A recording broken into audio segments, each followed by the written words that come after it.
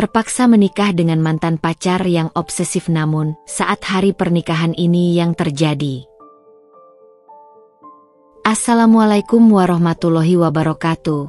Selamat datang bunda semuanya di channel Kisah Cerita. Sebelum masuk ke ceritanya silahkan absen terlebih dahulu ya. Bunda-bunda semuanya dari daerah mana saja yang sudah subscribe, semoga rezekinya lancar ya. Hari itu, langit sore terlihat begitu kelabu, seakan mencerminkan perasaanku yang sedang tidak karuan. Aku baru saja pulang dari kantor. Tubuhku lelah setelah seharian bekerja sebagai desainer grafis di sebuah perusahaan kecil.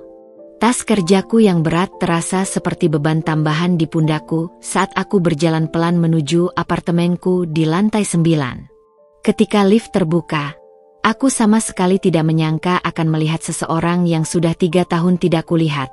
Angga Pratama, mantan pacarku. Dia berdiri di depan pintu apartemenku dengan setangkai bunga mawar merah di tangan, mengenakan kemeja putih yang rapi dan senyum yang dulu selalu berhasil melelehkan hatiku. Sekar, ucapnya lembut, seakan 3 tahun yang penuh luka di antara kita tidak pernah terjadi. Dadaku berdegup kencang. Tapi bukan karena bahagia. Kenangan pahit langsung membanjiri pikiranku. Aku masih ingat betul bagaimana dia menghancurkan hatiku dengan berselingkuh, lalu pergi begitu saja tanpa penjelasan. Apa yang kamu lakukan di sini, Angga? Tanyaku dengan suara datar, berusaha menutupi getar di nadaku. Aku melihat matanya berbinar, seolah mengharapkanku langsung memeluknya. Aku ingin meminta maaf, Sekar. Selama ini, aku tidak pernah berhenti memikirkanmu.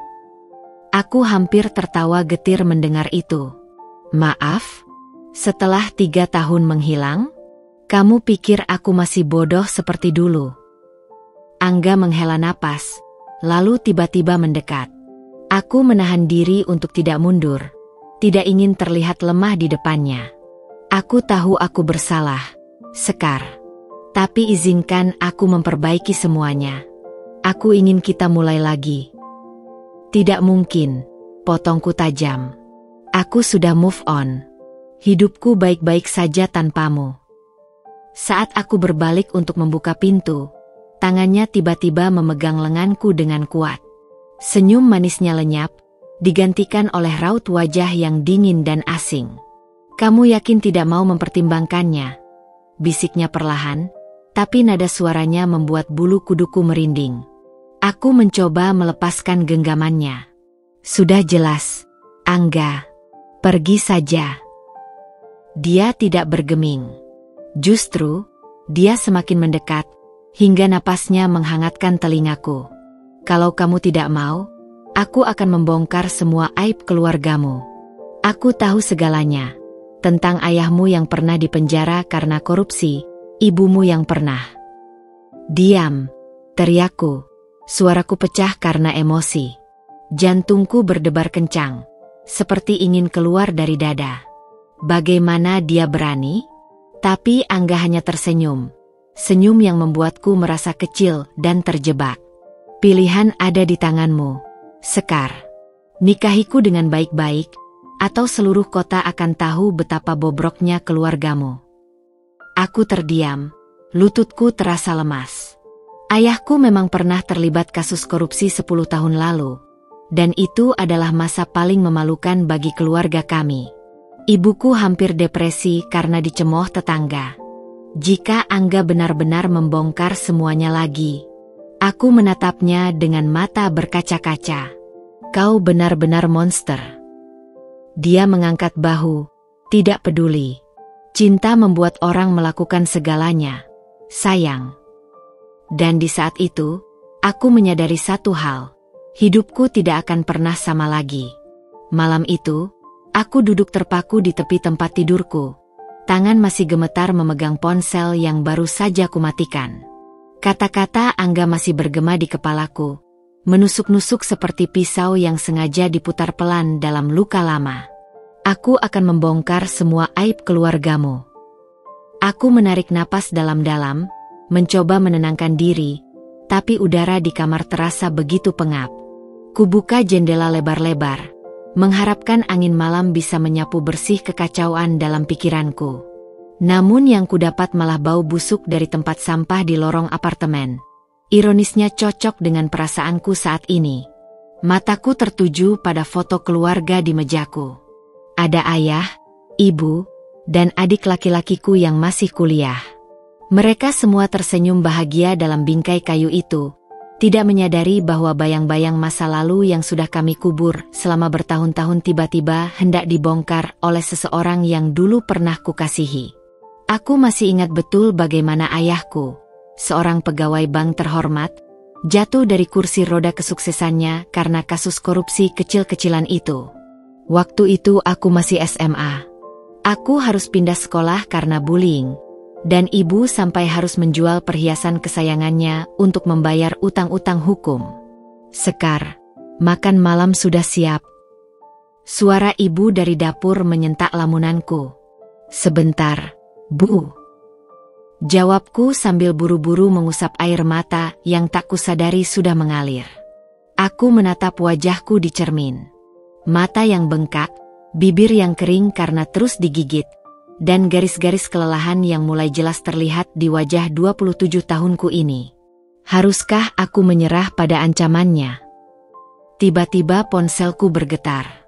Sebuah pesan masuk dari nomor tak dikenal. Tapi aku langsung tahu itu Angga. Isinya sebuah foto scan dokumen pengadilan lama dengan nama ayahku tercetak jelas di atasnya.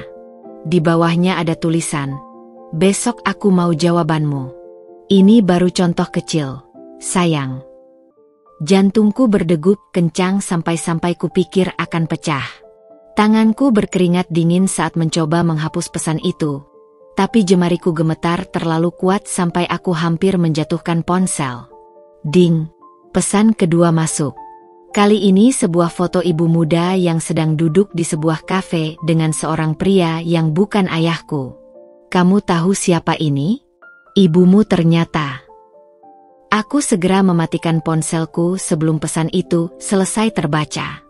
Nafasku tersengal-sengal seperti baru lari maraton. Aku tidak tahu dari mana Angga mendapatkan semua ini, tapi satu yang pasti, dia serius dengan ancamannya. Perutku mual. Aku bergegas ke kamar mandi dan muntah. Isi perutku keluar semua seolah ikut protes terhadap kekacauan yang sedang terjadi. Air mataku bercampur dengan keringat dingin yang mengalir di pelipisku. Sekar, kamu baik-baik saja? Ibu mengetuk pintu kamar mandi dengan suara khawatir. Aku baik-baik saja, Bu. Cuma masuk angin. Jawabku sambil berusaha menormalkan suara yang serak karena muntah. Aku membasuh wajahku dengan air dingin, menatap wajah pucat di cermin. Apa yang harus kulakukan? Jika aku menolak Angga, seluruh kehidupan keluargaku akan hancur. Tapi jika aku menerimanya, aku harus hidup dengan seorang manipulator yang jelas-jelas hanya menginginkanku untuk alasan yang tidak aku tahu. Kembali ke kamar, kuambil laptop dan mencoba mencari informasi tentang Angga selama 3 tahun terakhir. Sosial medianya tampak normal, foto-foto traveling, makan di restoran mewah, seolah hidupnya sempurna. Tapi ada sesuatu yang mengganjal. Di salah satu fotonya di Bali, ada seorang pria yang selalu muncul di sampingnya. Wajahnya kukenali sebagai Doni, teman SMA Angga yang dulu dikenal sebagai pengedar narkoba ringan. Dan di latar belakang beberapa fotonya, sering terlihat bungkus-bungkus kecil berwarna putih yang terselip sembunyi. Aku menyipitkan mata. Apakah Angga terlibat sesuatu yang ilegal? Tiba-tiba, ponselku yang sudah kumatikan tadi bergetar lagi. Kulihat dari lampu indikator yang berkedip. Aku tidak berani menyalakannya. Sebaliknya, kusimpan ponsel itu di laci paling bawah dan menguburnya di bawah tumpukan pakaian. Malam itu, aku tidak bisa tidur. Setiap kali memejamkan mata, yang terbayang adalah wajah Angga yang dingin dan ancamannya yang seperti pedang di atas leherku. Di luar jendela, hujan mulai turun, tetesan airnya menempel di kaca seperti air mataku yang tak henti mengalir. Aku menatap langit-langit kamar, memikirkan pilihan-pilihan yang sama buruknya di depanku. Dan ketika akhirnya kantuk menyerang menjelang subuh, satu hal yang aku tahu, besok akan menjadi hari di mana aku harus membuat keputusan yang akan mengubah hidupku selamanya. Pagi itu, sinar matahari yang menyelinap melalui celah tirai kamarku terasa seperti pisau yang menusuk-nusuk kepalaku yang sudah berdenyut sejak bangun tidur. Aku bahkan tidak yakin apakah sempat tertidur sama sekali. Tubuhku terasa berat seperti dipenuhi batu. Setiap gerakan membutuhkan usaha yang luar biasa. Ketika kubuka ponsel yang semalam kumatikan, deretan notifikasi langsung membanjiri layar. 10 pesan dari Angga, 3 panggilan tak terjawab, dan sebuah foto terakhir yang membuat darahku membeku. Dokumen pengadilan lengkap dengan cap pengadilan negeri dan tanda tangan ayahku yang jelas-jelas terlihat. Jam 12 siang di kafe dekat kantormu. Jangan bikin aku menunggu. Pesan terakhir itu disertai emotikon senyum. Seolah ini semua hanyalah permainan biasa baginya. Aku menatap layar sampai huruf-hurufnya mulai buram karena air mata yang menumpuk di mataku. Di meja makan, ibu sudah menyiapkan sarapan favoritku, nasi goreng dengan telur mata sapi. Aroma bawang putih yang biasanya menggugah selera makan sekarang justru membuat perutku mual lagi. Kamu kelihatan lemas sekali, Nak. Ibu meletakkan tangan dinginnya di dahiku. Panas? Mau ibu buatin jamu? Aku menggeleng cepat. Takut suaraku akan pecah jika berbicara lebih dari satu kata. Aku baik-baik saja, Bu. Cuma kurang tidur aja. Ayah yang sedang membaca koran di seberang meja menatapku dengan tatapan yang tiba-tiba membuatku merasa sangat bersalah. Sekar, kamu yakin gak ada masalah? Kamu dari kemarin kelihatannya aneh. Beneran gak apa-apa? Yah, aku memaksakan senyum sambil bermain-main dengan nasi goreng di piringku. Cuma deadline kerjaan aja. Tapi ayahku, seorang yang dulu bekerja di pengadilan sebelum kasusnya, memiliki naluri yang tajam. Matanya menyipit ketika melihat ponsel yang kugenggam erat.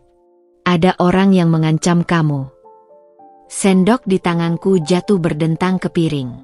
Enggak. Kenapa ayah berpikir begitu? Ruangan tiba-tiba terasa sangat sempit.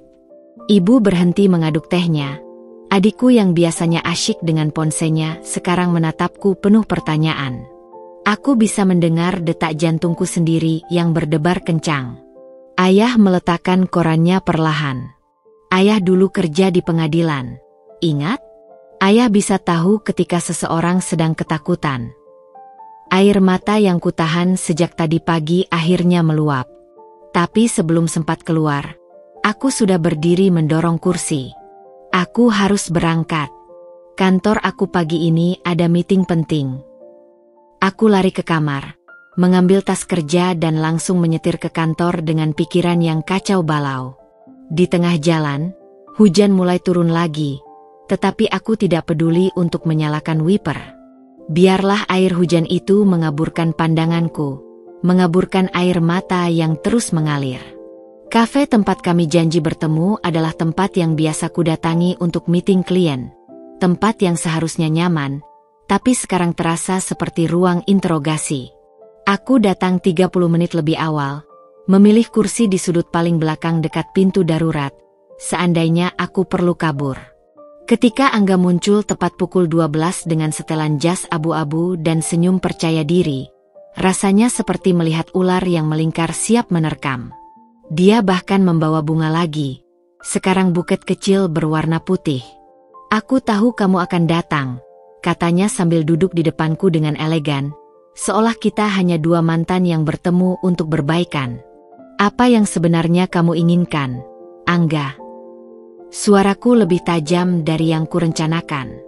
Kamu tahu aku tidak mencintaimu lagi. Ini semua hanya paksaan. Dia menyandarkan diri ke kursi, memainkan gelas air di depannya.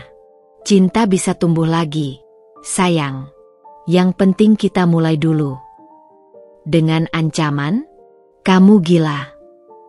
Angga tiba-tiba meraih tanganku dengan kuat di atas meja, membuat beberapa pengunjung lain menoleh.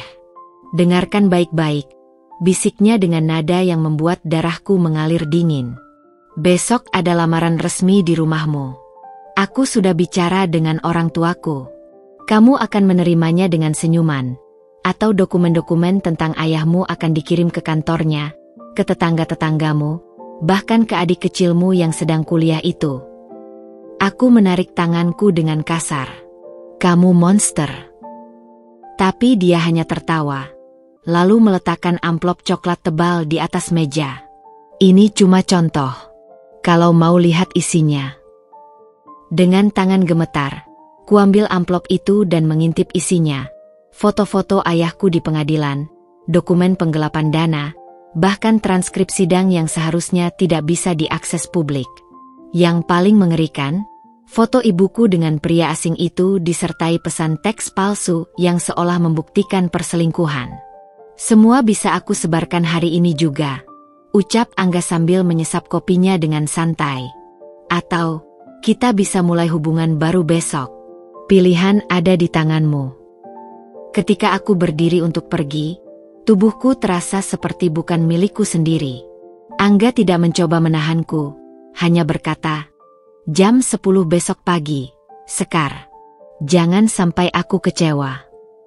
Sepanjang perjalanan kembali ke kantor, dunia di sekelilingku terasa tidak nyata. Suara klakson mobil, teriakan pedagang kaki lima, bahkan hujan yang mulai reda, semuanya seperti teredam. Yang kudengar hanyalah suara ancaman Angga yang terus berulang di kepalaku. Di depan lift kantor, aku melihat refleksi diriku di kaca. Wanita dengan mata kosong dan baju basah karena hujan, memegang erat amplop coklat yang berisi ancaman untuk menghancurkan semua orang yang kucintai. Dan saat lift terbuka, aku sudah membuat keputusan. Malam itu, udara terasa begitu berat ketika aku berdiri di depan lemari pakaianku, menatap semua gaun yang tergantung rapi seolah mereka adalah pilihan hidup yang sudah tidak lagi kumiliki. Tanganku mengelus bahan sutra gaun merah muda yang ibu belikan untuk ulang tahunku tahun lalu. Warna yang dulu sangat kubenci karena terlalu mencolok, tapi sekarang justru terasa cocok untuk menyembunyikan kehancuran di dalam diriku. Sekar, kamu sudah siap? Mereka akan datang sejam lagi. Teriak ibu dari bawah tangga. Suaranya penuh antusiasme yang membuat perutku mual. Aku menatap wajahku di cermin. Pipiku sudah kutepek bedak tebal untuk menutupi lingkaran hitam akibat semalaman menangis. Bibirku kugincu dengan warna koral yang cerah, persis seperti yang dulu sering dipuji Angga. Setiap riasan di wajahku terasa seperti topeng yang semakin menenggelamkan diriku yang sebenarnya. Aku turun sebentar lagi, Bu. Jawabku sambil menarik napas dalam-dalam. Ketika kuambil kotak perhiasan di atas meja, mataku tertuju pada kalung pemberian Angga 3 tahun lalu. Kalung mutiara dengan liontin berbentuk hati kecil. Aku sempat ingin membuangnya saat putus dulu, tapi entah mengapa selalu kupertahankan. Sekarang, ironisnya, aku harus memakainya lagi untuk acara pertunangan palsu ini. Suara bel rumah berbunyi, dan jantungku langsung berdegup kencang sampai-sampai kupikir akan meledak. Dari balik jendela kamar, kulihat sebuah mobil hitam mewah parkir di depan rumah. Angga keluar dengan setelan jas navy, rambutnya tertata rapi, membawa seberapa bungkus kado besar. Di belakangnya, aku mengenali orang tuanya, Pak Handoko dengan kumis tebalnya dan Bu Handoko yang selalu memakai kebaya sutra mahal. Sekar, cepat turun. Mereka sudah datang. Teriak adikku, Rian, dari bawah. Kakiku terasa seperti diisi timah saat melangkah menuruni tangga.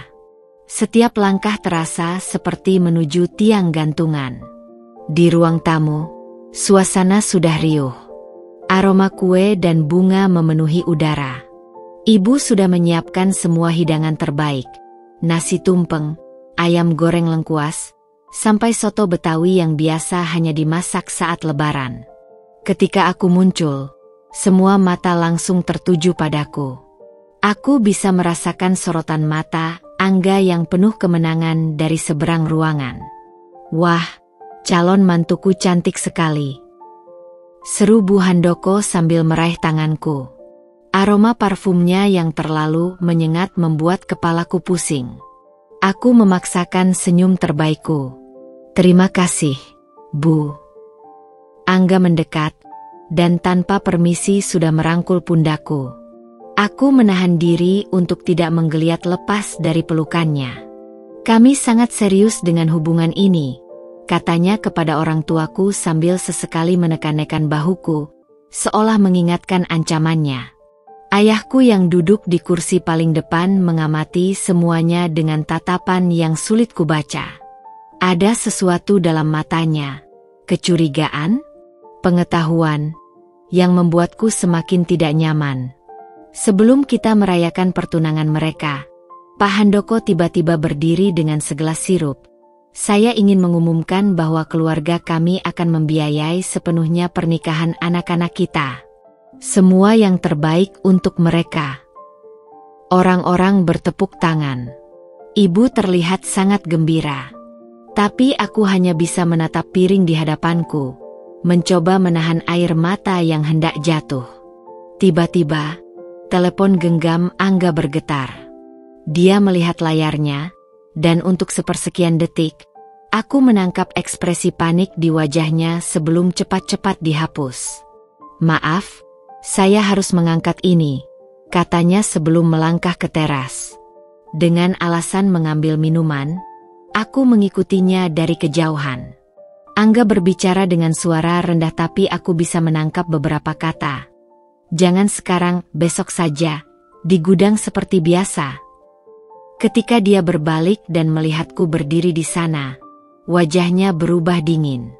Menguping, sayang. Bisiknya sambil mencubit pipiku dengan pura-pura mesra. Tapi tekanan jarinya begitu kuat sampai pasti akan meninggalkan bekas. Siapa itu? Tanyaku berani. Dia tersenyum tipis. Tidak ada yang perlu kamu khawatirkan. Fokus saja pada pernikahan kita. Acara berlanjut dengan tukar cincin. Ketika Angga memasukkan cincin berlian ke jariku, rasanya seperti belenggu yang akan selamanya mengikatku. Kilauan batu permata itu tidak indah di mataku, hanya mengingatkanku pada air mata yang akan terus kuteteskan. Di tengah pesta, Rian menarik lenganku ke samping. Kak, aku tidak suka dia, bisiknya. Dari dulu aku selalu bilang, Angga itu. Sudah, Rian, potongku cepat. Ini pilihan kakak. Tapi adikku yang selalu jeli itu tidak menyerah. Kamu terlihat seperti orang yang dipaksa. Kak, kalau ada masalah, bilang saja.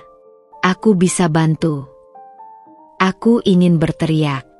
Ingin menangis di pundaknya dan menceritakan segalanya. Tapi ketika mataku menangkap Angga yang sedang mengawasiku dari seberang ruangan sambil tersenyum, aku hanya bisa menggeleng. Tidak ada masalah. Aku hanya nervous saja. Malam itu, ketika semua tamu sudah pulang dan aku akhirnya bisa menyendiri di kamar, kubuka laci rahasia di bawah tempat tidur. Di dalamnya ada album foto lama. Dengan hati-hati, kubuka halaman demi halaman. Foto-foto saat aku dan Angga masih pacaran dulu. Di setiap foto, aku tersenyum lepas. Tapi sekarang aku tahu, senyum-senyum itu hanyalah topeng dari seorang gadis muda yang terlalu bodoh untuk melihat sifat asli pria di sebelahnya. Aku menutup album dengan kasar dan meraih ponselku. Ada satu pesan baru dari Angga. Besok kita lihat gedung resepsi. Jangan lupa pakai cincin tunanganmu. Di luar jendela, bulan purnama bersinar terang, seolah menertawakan nasib malangku. Aku memandanginya lama, sambil memegang erat ponselku, memikirkan satu nama yang mungkin bisa membantuku. Randy, teman lamaku yang sekarang bekerja sebagai jurnalis investigasi. Tapi apakah aku berani mengambil risiko? Hari-hari setelah pertunangan berlangsung seperti mimpi buruk yang tak kunjung usai. Setiap pagi, Aku terbangun dengan perasaan sesak di dada, seolah ada batu besar yang menghimpitku. Cincin berlian di jariku terasa semakin berat setiap hari. Kilauannya mengingatkanku pada belenggu yang semakin mengikat erat. Angga kini dengan leluasa datang ke rumahku kapan saja dia mau, berpura-pura menjadi calon suami yang sempurna di depan orang tuaku. Dia membawa hadiah-hadiah mahal, tersenyum manis pada ibuku, bahkan membantu ayahku memperbaiki pagar rumah. Semua itu membuatku semakin muak. Seberapa jauh lagi dia akan membawakan sandiwara ini?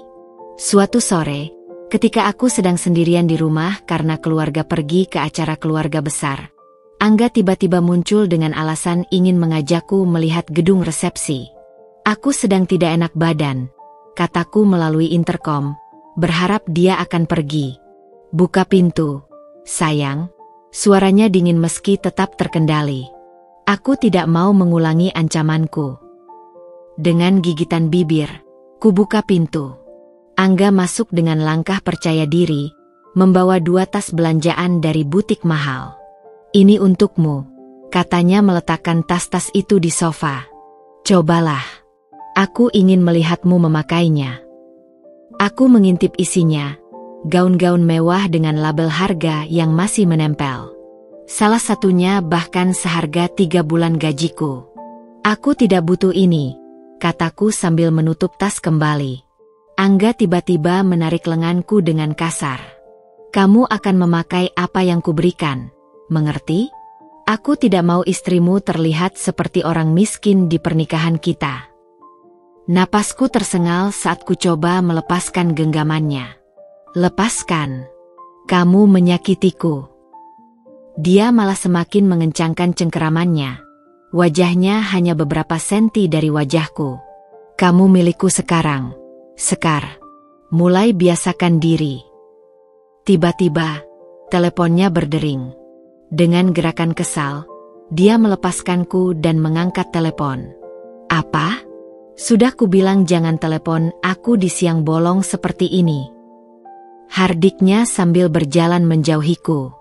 Aku berdiri terpaku, mendengarkan pecahan percakapannya yang semakin membuatku penasaran. Barangnya sudah sampai?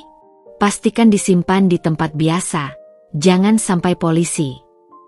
Ketika dia berbalik dan melihatku masih berdiri di sana, matanya menyipit, menguping lagi.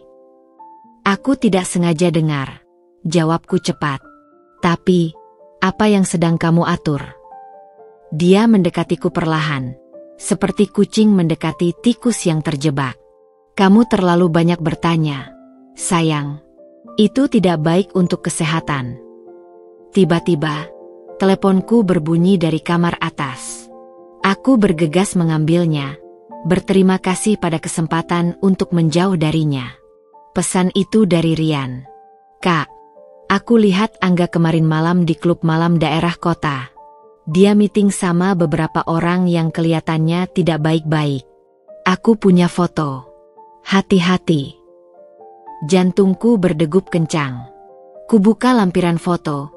Gambar buram tapi cukup jelas menunjukkan Angga sedang berbicara serius dengan beberapa pria bertato di tempat parkir belakang sebuah klub. Salah satu pria itu sedang memegang koper kecil. Siapa yang mengirimimu pesan? Aku terkejut mendengar suara Angga tepat di belakangku. Dengan refleks, kumatikan layar ponselku. Tidak ada. Hanya Rian. Dia menyambar ponselku dengan cepat. Berikan itu. Tidak. Aku berusaha menariknya kembali, tapi dia jauh lebih kuat. Angga membuka pesan itu, dan wajahnya berubah merah marah. Apa maksud adikmu memata-mataiku? Dia hanya kebetulan melihatmu. Dia melemparkan ponselku ke sofa dengan kasar. Katakan pada adikmu untuk tidak ikut campur urusanku. Atau, dia tidak menyelesaikan kalimatnya, tapi ancamannya jelas. Apa yang kamu lakukan di klub malam itu, Angga? Tanyaku berani, memanfaatkan kemarahannya untuk mendapatkan informasi. Diam sejenak, lalu tiba-tiba saja sikapnya berubah. Dia tersenyum, bahkan tertawa kecil. Bisnis, sayang. Hanya bisnis biasa. Bisnis apa yang harus dilakukan di tempat gelap dengan orang-orang bertato? Dia mendekat lagi, kali ini dengan sikap yang tiba-tiba menjadi manis. Kamu terlalu banyak khawatir. Nanti cepat tua. Tangannya mengelus pipiku, tapi sentuhannya membuatku merinding. Aku hanya ingin yang terbaik untuk kita. Untuk masa depan kita. Aku ingin menjerit. Ingin menampar wajah munafik itu. Tapi aku tahu tidak bisa. Tidak sekarang. Aku harus mandi, kataku sambil berusaha melewatinya. Angga membiarkanku pergi, tapi sebelum aku sampai di tangga, dia berkata, "Oh ya, lupakan gedung resepsi hari ini. Aku ada urusan mendadak. Besok kita lihat, jam 10 pagi." Begitu pintu kamar mandi terkunci, aku membiarkan air shower menghanyutkan air mataku. Pikiranku kalut. Siapa sebenarnya Angga sekarang? Apa yang dia sembunyikan? Dan yang paling penting, bisakah aku menggunakan rahasianya ini untuk membebaskan diriku? Setelah mandi, kudapati Angga sudah pergi. Di meja makan, ada secari kertas. Urusan bisnis. Jangan tunggu aku makan malam. Pakailah gaun yang kubelikan. Aku ingin melihat fotomu memakainya. Aku meremas kertas itu dengan gemas. Di sudut ruangan, tas-tas belanjaan mahal itu teronggok seperti mayat dalam peti mati. Malam itu, ketika rumah sudah sepi, kuambil ponselku dan membuka kembali foto dari Rian. Dengan hati-hati, kuperbesar gambarnya. Di tangan pria bertato itu, aku yakin, ada plastik kecil berisi bubuk putih. Jantungku berdegup kencang. Aku mulai menyusun rencana. Hari-hari berikutnya terasa seperti berjalan di atas lapisan es tipis. Setiap langkah bisa membuatku jatuh ke dalam air dingin yang menghanyutkan. Foto yang dikirim Rian terus menghantuiku. Muncul dalam mimpiku sebagai bayangan buram yang selalu berakhir dengan Angga menikamku dari belakang. Aku memutuskan untuk menyelidiki sendiri. Suatu pagi, ketika Angga mengira aku sedang bekerja, aku menyelinap ke apartemennya dengan alasan ingin mengambil beberapa barang yang katanya dipersiapkan untuk pernikahan. Kuncinya dengan mudah kudapat dari dompetnya ketika dia sedang mandi di rumahku seminggu yang lalu. Sebuah tindakan yang membuat tanganku gemetar saat melakukannya. Apartemen Angga di kawasan elit Jakarta Selatan lebih mewah dari yang kubayangkan. Lantai marmer, furnitur desainer Italia, dan lukisan-lukisan mahal yang menggantung di dinding. Tapi yang menarik perhatianku justru ketidaksesuaian antara kemewahan ini dengan gaji pegawai bank yang ku ketahui dimiliki Angga. Dengan hati-hati, aku mulai membuka laci-laci meja kerjanya. Kebanyakan berisi dokumen-dokumen finansial yang terlihat normal, sampai aku menemukan sebuah buku catatan kecil tersembunyi di balik tumpukan kertas. Halaman-halamannya penuh dengan kode dan nomor telepon tanpa nama. Tapi yang membuat darahku membeku adalah catatan di halaman terakhir. Pengiriman 15 kg, gudang C, bayar via rekening offshore, kontak si Jangkung. Tanganku gemetar memegang buku itu. 15 kg? Itu jumlah yang sangat besar untuk apa sebenarnya? Tiba-tiba, suara kunci berputar di pintu depan. Dadaku seakan berhenti berdetak. Dengan gerakan panik, kulempar buku itu kembali ke laci dan menyelinap ke balik tirai tebal di dekat balkon. Aku bilang jam 3, bukan jam 4. Suara Angga yang marah menggema di ruangan. Kalau barangnya sampai telat lagi, deal kita selesai. Dari celah tirai, kulihat Angga berjalan mondar-mandir sambil berbicara di telepon.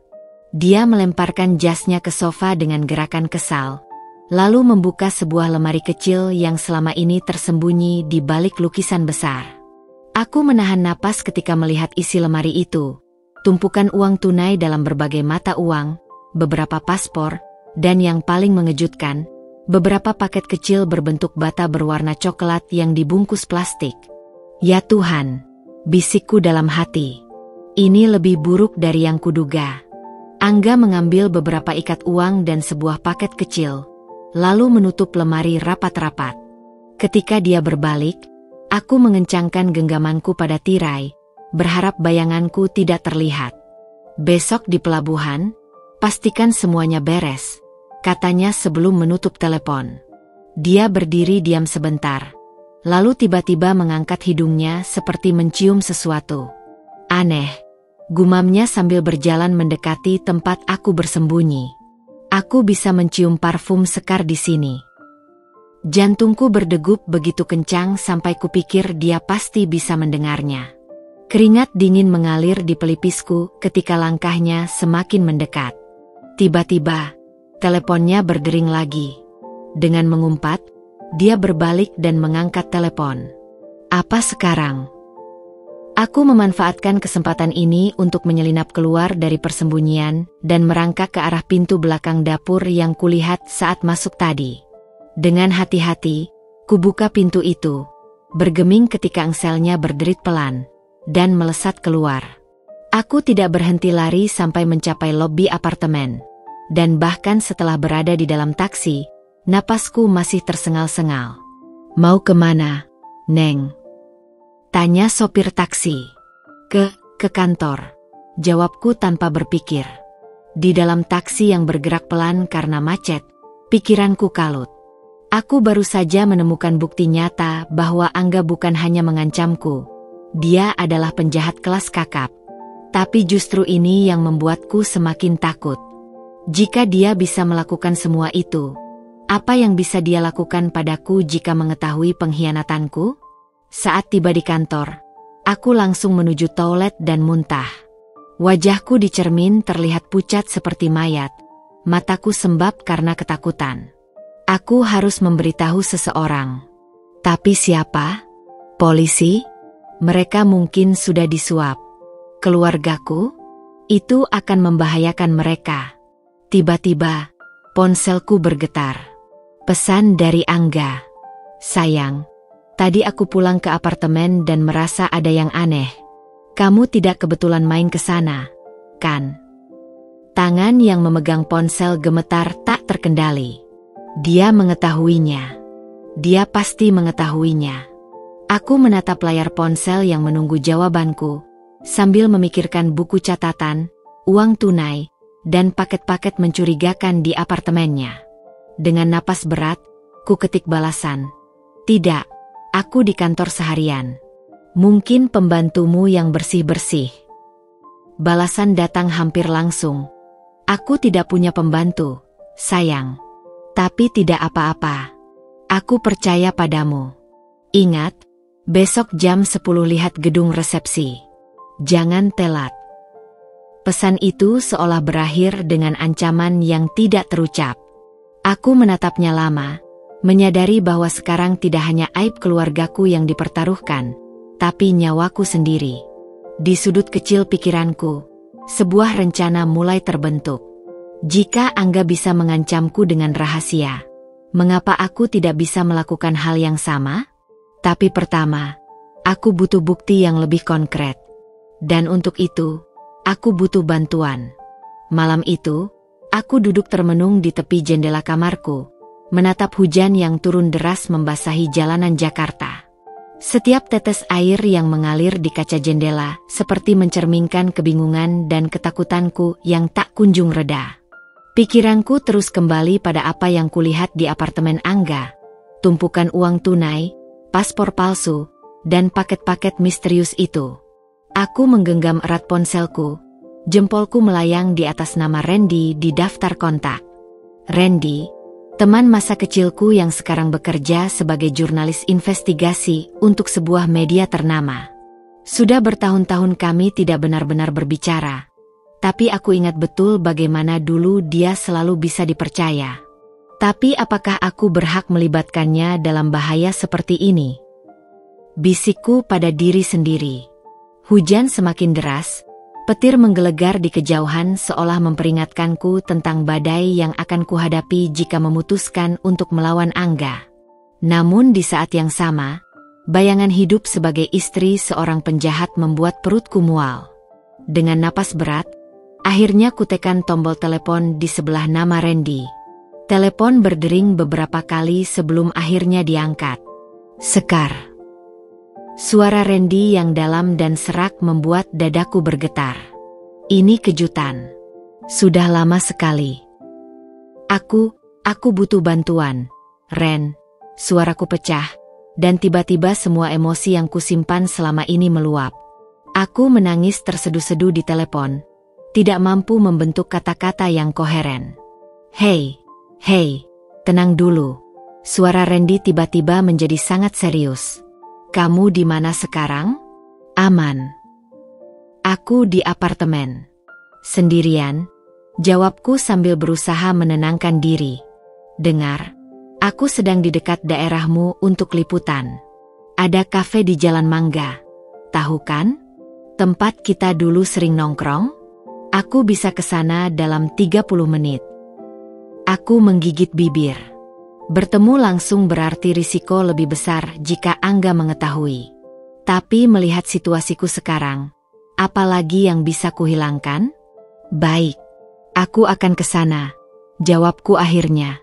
Sebelum pergi, kuambil flash disk kecil dan mengkopi semua bukti yang kukumpulkan. Foto dari Rian, gambar diam-diam yang kuambil di apartemen Angga, bahkan rekaman suara ancaman-ancamannya yang selama ini kusimpan di ponsel. Flash disk itu kusimpan dalam saku celana, tersembunyi di balik jaketku. Saat tiba di kafe, hujan masih belum reda. Tempat itu nyaris kosong. Hanya ada beberapa mahasiswa yang asyik dengan laptop mereka di sudut. Randy sudah duduk di meja paling belakang. Tepat di tempat kami dulu sering menghabiskan waktu bersama semasa SMA. Dia berdiri ketika melihatku masuk. Randy yang kuingat dulu kurus dan berkacamata tebal sekarang berubah menjadi pria tegap dengan bahu lebar dan tatapan mata yang tajam. Tapi senyum hangatnya masih sama. Kamu baik-baik saja? Tanyanya segera setelah aku duduk. Matanya menyapu wajahku yang pasti terlihat kacau. Aku menggeleng. Tiba-tiba tidak bisa bicara. Randy tidak memaksaku, hanya memesan teh hangat untukku dan menunggu dengan sabar. Setelah menyesap teh yang menenangkan, akhirnya aku mulai bercerita. Semuanya. Dari ancaman Angga, pertunangan paksa, sampai penemuan menakutkan di apartemennya. Randy mendengarkan dengan serius, sesekali membuat catatan kecil di bukunya. Wajahnya semakin keruh ketika ku ceritakan tentang paket-paket mencurigakan dan buku catatan kode Angga. Sekar, apa kamu menyadari betapa berbahayanya orang ini? Randy bersuara rendah setelah aku selesai bercerita. Dari deskripsimu, ini bukan sekadar pengedar kecil. Dia bagian dari jaringan besar. Aku mengangguk pelan. Aku tahu, tapi aku tidak punya pilihan. Ren, dia mengancam akan menghancurkan keluargaku. Randy menghela napas panjang, lalu tiba-tiba meraih tanganku. Kamu punya pilihan. Dan sekarang kamu punya aku. Dia mengeluarkan laptopnya dan mulai mengetik dengan cepat. Aku sedang menyelidiki jaringan narkoba di Jakarta selama 6 bulan terakhir. Nama Angga belum pernah muncul. Tapi ciri-ciri yang kamu sebutkan cocok dengan modus operandi salah satu sindikat. Layar laptopnya menunjukkan foto-foto beberapa pria yang ditangkap polisi. Kamu kenal salah satu dari mereka. Aku menyipitkan mata, lalu tiba-tiba menunjuk salah satu foto. Ini dia, orang yang ada di foto Rian, yang sedang bicara dengan Angga. Randy mengangguk puas. Bingo. Itu Doni, si jangkung, kurir utama sindikat, grup laut. Jika Angga berhubungan dengannya, berarti dia bukan sekadar anggota biasa. Perutku meringis mendengar itu. Jadi, apa yang harus kulakukan sekarang? Randy menatapku dengan serius. Pertama, kamu harus tetap tenang dan bertindak normal. Jangan biarkan dia curiga. Kedua, dia mengeluarkan sebuah ponsel kecil dari tasnya. Pakai ini untuk berkomunikasi denganku. Ponsel bersistem enkripsi. Simpan yang ini di tempat aman. Ketiga, lanjutnya sambil menatapku dalam-dalam, kamu harus berhati-hati mencari bukti lebih banyak. Aku butuh sesuatu yang konkret, transaksi, pertemuan, apa saja yang bisa menghubungkannya langsung dengan narkoba. Aku menggigit bibirku. Aku tidak tahu apakah aku bisa. Kamu kuat, Sekar. Randy memotong. Aku ingat betul dulu kamu selalu jadi yang paling berani di antara kita.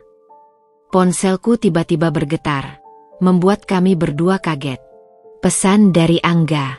Sayang, besok pagi aku harus ke pelabuhan. Urusan bisnis. Kita lihat gedung resepsi siang saja ya? Jam 2. Aku menunjukkan pesan itu pada Randy yang langsung bersemangat. Pelabuhan? Ini kesempatan emas. Bisiknya. Grup laut biasa beroperasi di pelabuhan Kali Baru. Aku akan mengikutinya besok, tapi aku butuh kamu untuk membuatnya lengah. Bagaimana caranya? Randy berpikir sejenak. Telepon dia nanti malam. Katakan kamu khawatir dengan keselamatannya. Pura-pura sangat peduli. Buat dia merasa kamu sudah sepenuhnya berada di sisinya. Rencana itu membuat perutku mual, tapi aku mengangguk. Aku akan mencoba. Sebelum berpisah, Randy memegang bahuku kuat-kuat. Sekar, jika kamu merasa tidak aman kapan saja, telepon aku. Aku akan segera datang. Di dalam taksi pulang, hujan sudah berhenti tapi jalanan masih basah. Ponselku bergetar lagi. Kali ini pesan dari Rian. Kak, tadi ada orang aneh nanyain kamu di kampus. Aku khawatir. Darahku membeku. Apakah Angga menyadari pengkhianatanku? Atau ini hanya kebetulan? Ketika taksi melewati sebuah mall, kulihat wajah Angga di baliho besar, sebagai sponsor suatu acara amal. Pria yang sama yang menyimpan paket-paket mencurigakan di apartemennya, sekarang tersenyum manis seolah seorang filantropis. Sesampainya di rumah, kusimpan ponsel rahasia dari Randy di balik lemari pakaianku, tersembunyi di balik tumpukan baju. Kemudian, dengan tangan gemetar, kuangkat telepon dan memanggil Angga. Sayang, suaraku sengaja kubuat lembut. Aku dapat pesanmu tentang pelabuhan besok. Hati-hati ya, aku khawatir. Oh. Suara Angga terdengar terkejut tapi senang. Kamu tidak biasanya seperti ini. Aku mulai menyadari bahwa kamu benar. Kita memang ditakdirkan bersama. Aku memaksakan kata-kata itu keluar, sambil menekan rasa mual yang muncul. Angga tertawa puas. Akhirnya kamu mengerti. Jangan khawatir, sayang. Besok aku hanya ada meeting singkat dengan klien. Kamu siap jam 2 ya? Siap, sayang. Jawabku, menahan isakan. Begitu telepon berakhir, aku terjatuh di lantai kamar. Tubuhku gemetar tak terkendali. Air mata mengalir deras di pipiku. Aku baru saja memainkan peran paling kotor dalam hidupku, berpura-pura mencintai seseorang yang kubenci. Tapi di balik semua itu, ada secarik harapan kecil. Randy akan mengikuti Angga besok. Dan mungkin, hanya mungkin, ini adalah awal dari kebebasanku. Pagi itu, matahari bersinar terik melalui jendela kamarku, seolah alam semesta hendak menertawakan ketegangan yang merobek-robek dadaku sejak bangun tidur. Hari ini adalah hari di mana Randy akan mengikuti Angga ke pelabuhan. Hari di mana mungkin saja kami akan mendapatkan bukti untuk menjatuhkannya. Aku memandangi gaun pengantin yang tergantung di depan lemari. Gaun putih berpayet yang dipaksa ku beli oleh Angga minggu lalu. Dalam beberapa minggu lagi, aku akan memakainya, berjanji setia pada seorang monster. Kuremas erat jari jemariku sampai kuku-kuku itu meninggalkan bekas kemerahan di telapak tangan. Tidak, aku tidak akan sampai di sana, bisikku pada diri sendiri sambil mengenakan jeans dan kaos hitam sederhana. Hari ini aku harus menjadi aktris terbaik dalam hidupku. Ponsel rahasia dari Randy bergetar di bawah bantal. Timku sudah siap. Aku akan mengikuti Angga dari jarak aman. Kamu tetap tenang dan bertindak normal. Nanti malam kita bertukar info. Ku jawab dengan pesan singkat. Hati-hati. Dia sangat berbahaya. Saat aku sedang menyiapkan sarapan, ponsel biasaku berdering. Angga. Sayang, aku sedang menuju pelabuhan. Jangan lupa jam 2 nanti. Suaranya riang, seolah dia hanya seorang pengusaha biasa yang hendak meeting rutin. Iya, aku ingat. Hati-hati di jalan ya. Jawabku, berusaha membuat suaraku terdengar manis. Oh, dan Sekar. Nada Angga tiba-tiba berubah lebih rendah. Jangan coba-coba mengikuti aku atau melakukan sesuatu yang bodoh. Aku selalu tahu di mana kamu berada. Tangan yang memegang ponsel gemetar. Aku tidak mengerti. Santai saja, sayang. Tawanya dingin. Hanya pengingat kecil. Sampai nanti. Telepon terputus, meninggalkan aku dengan rasa mual yang tak tertahankan. Apakah dia tahu tentang rencanaku? Atau ini hanya cara Angga untuk selalu membuatku takut? Sepanjang pagi, aku mencoba bersikap normal di depan keluarga. Ibu sedang sibuk mempersiapkan kue-kue untuk acara pertunangan besok. Sementara ayahku asyik membaca koran di teras. Hanya Rian yang sesekali melirikku dengan tatapan penuh pertanyaan. Kak, kamu baik-baik saja? Tanyanya saat kami sedang menyortir peralatan makan di dapur. Ya, kenapa? Kamu dari tadi salah taruh sendok. Yang garpu malah masuk ke laci sendok. Adikku menatapku tajam. Dan tadi pagi aku lihat kamu menaruh sesuatu di balik lemari pakaianmu. Darahku berdesir kencang. Jangan mengada-ada, Rian. Aku hanya lelah. Tapi Rian tidak menyerah. Dengan suara berbisik dia berkata, aku tahu ada yang tidak beres dengan calon kakak iparku itu. Aku bukan anak kecil lagi. Kalau kau dalam masalah, aku bisa membantu. Aku ingin menangis. Ingin memeluk adikku dan menceritakan segalanya. Tapi itu akan membahayakannya. Lupakan itu, Rian. Fokus saja pada kuliahmu. Jawabku sambil berpura-pura sibuk dengan piring-piring. Pukul 11 siang, ketika rumah sudah sepi, kusempatkan membuka ponsel rahasia itu. Ada satu pesan dari Randy. Angga bertemu dengan beberapa orang di gudang dekat dermaga 14. Aku tidak bisa mendekat, tapi ada aktivitas mencurigakan. Tim kepolisian bawah Sandi sudah standby. Jantungku berdegup kencang. Ini benar-benar terjadi. Kami mungkin akan mendapatkan bukti nyata hari ini. Pukul 1 siang, aku mulai bersiap untuk pertemuan nanti. Kuambil gaun biru muda yang Angga suka. Strategi untuk membuatnya lengah. Sebelum pergi, kusimpan ponsel rahasia itu di saku kecil yang kujahit khusus di bagian dalam tas. Saat aku sedang merias wajah, tiba-tiba ada pesan masuk di ponsel biasa. Bukan dari Angga, tapi nomor tak dikenal. Kami tahu apa yang sedang kau lakukan. Berhenti sekarang atau kamu akan menyesal. Tubuhku membeku. Siapa ini? Bagaimana mereka tahu? Aku segera menghubungi Randy melalui ponsel rahasia. Aku dapat ancaman dari nomor tak dikenal. Ku ketik dengan gemetar. Balasannya cepat. Jangan panik. Mungkin hanya kebetulan. Tetap tenang dan lanjutkan rencanamu. Aku mengawasimu dari jauh. Dengan napas berat, kulepaskan pesan itu. Mungkin Randy benar. Aku tidak boleh panik.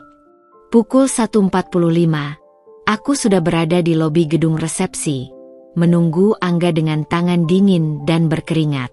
Setiap orang yang lewat membuatku tegang.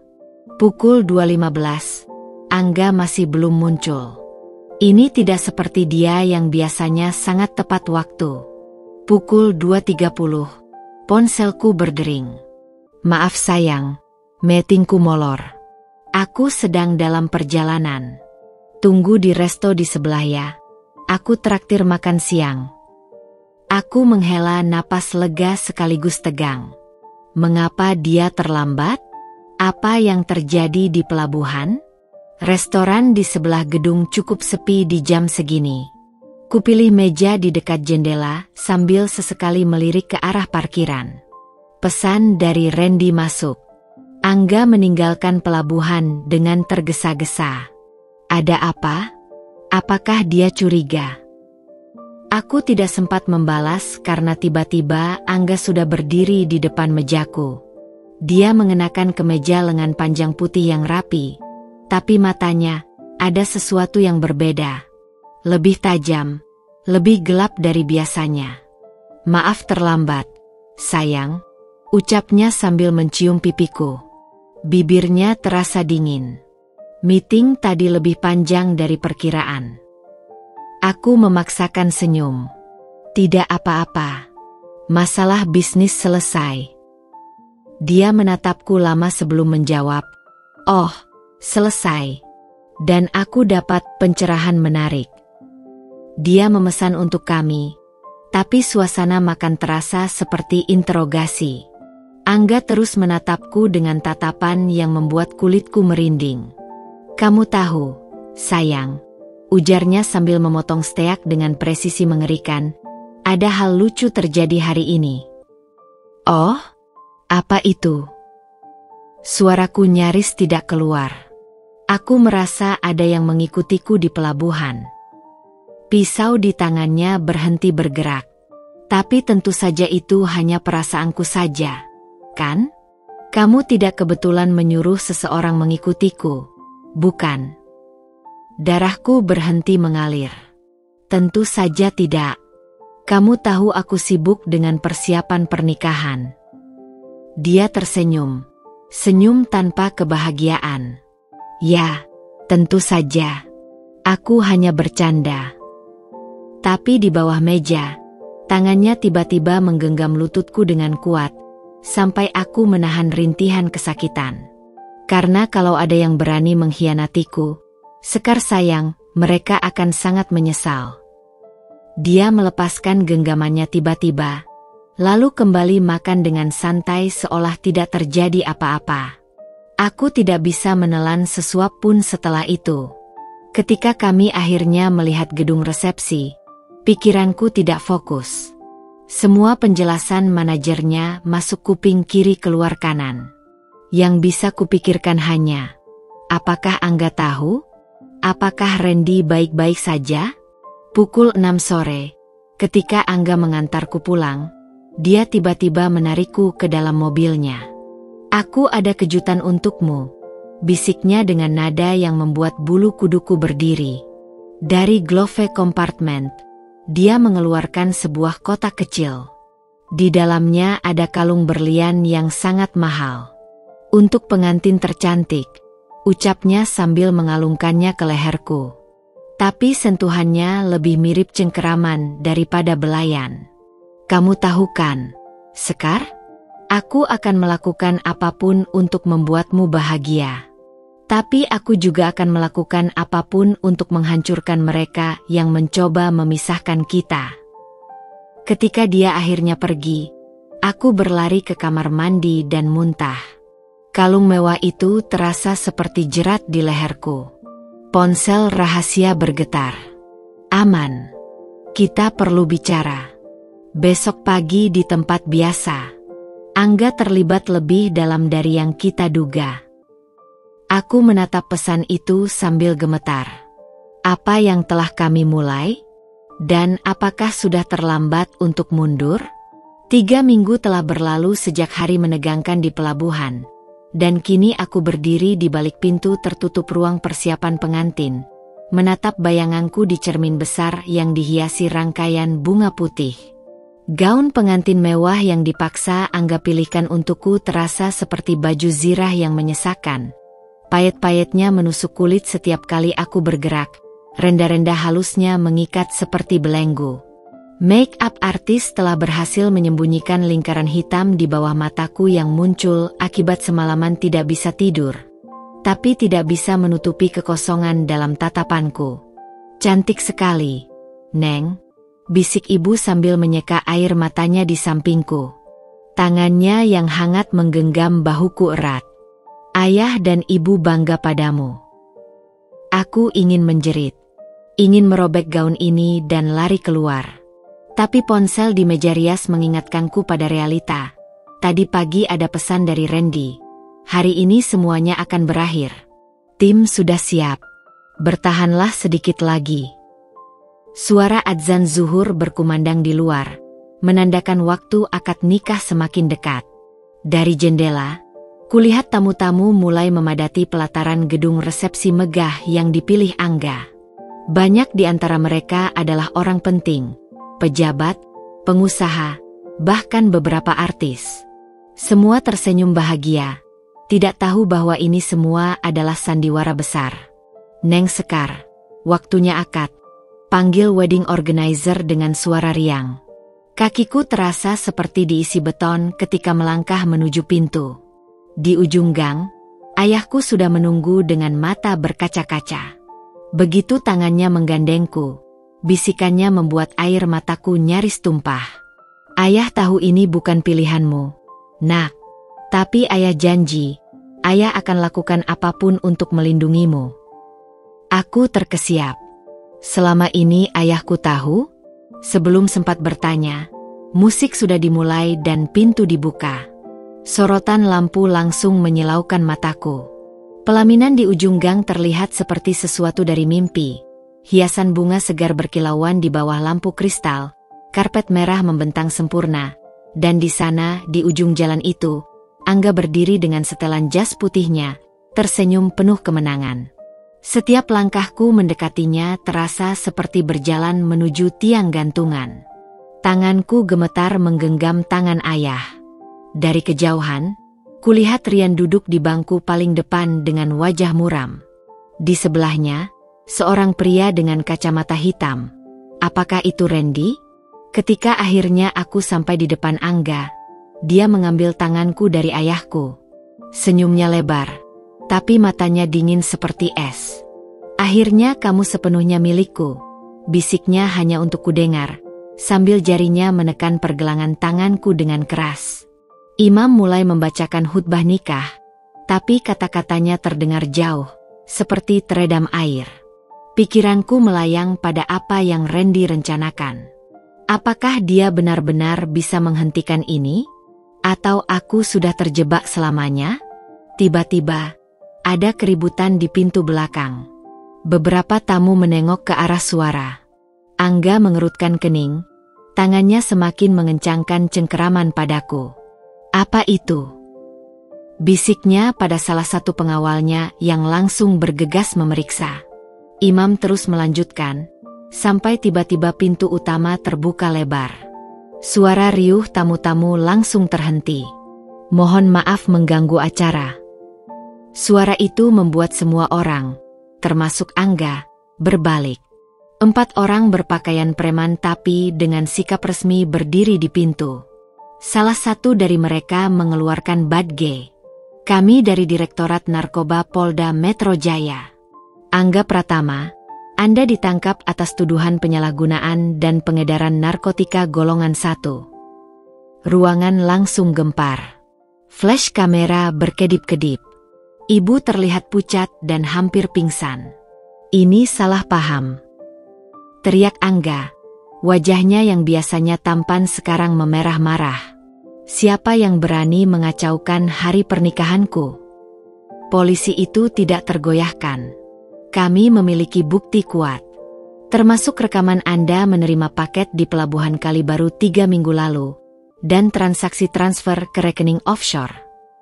Aku berdiri kaku, tidak percaya dengan apa yang terjadi. Ini benar-benar terjadi? Randy berhasil? Ketika polisi mulai mendekat, Angga tiba-tiba menarikku brutal ke depan, menjadikanku perisai. Mundur, atau aku celakai dia. Teriaknya sambil mengeluarkan sesuatu dari saku jasnya. Sebuah pisau kecil yang berkilat di bawah lampu. Tamu-tamu berteriak histeris. Beberapa berlarian keluar. Aku bisa merasakan pisau itu menekan leherku. Tangan Angga yang menggenggam lenganku terasa seperti besi panas. "Angga, jangan!" teriakku. Tapi dia hanya mendorong pisau itu lebih keras sampai aku merasakan sesuatu hangat mengalir di leherku. "Diam. Ini semua salahmu," raungnya di telingaku. "Kau yang mengkhianatiku." Dunia seolah bergerak lambat. Kulihat ayahku berusaha mendekat tapi dihalangi polisi. Kulihat Randy. Ya, itu pasti Randy. Berbicara cepat dengan seorang polisi. Dan kemudian, brak. Suara ledakan keras mengguncang ruangan. Angga menjerit kesakitan ketika pisau jatuh dari tangannya yang sekarang berlumuran darah. Seorang polisi dengan senjata masih berasap berdiri di dekat pilar.